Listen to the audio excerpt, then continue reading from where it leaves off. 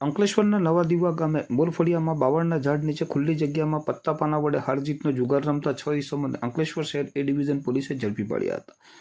Bharuch police અધિક્ષક મયુર ચાવડાનાઓ તરફથી prohibition જુગારની અસામાજિક પ્રવૃત્તિઓ ચલાવતા ઈસમો વિરુદ્ધ કાયદેસર કાર્યવાહી કરવા મળેલ સૂચના અનુસંધાને police inspector PG Chavda Ankleshwar શહેર એ ડિવિઝન પોલીસ સ્ટેશનના માર્ગદર્શન હેઠળ ઉપરોક્ત સૂચના અન્વયે પોલીસ સ્ટાફના માણસો પેટ્રોલિંગમાં હાજર હતા. તે દરમિયાન ખાનગી રાહે બાતમી મળેલ કે નવા દીવા ગામે મોરફળિયામાં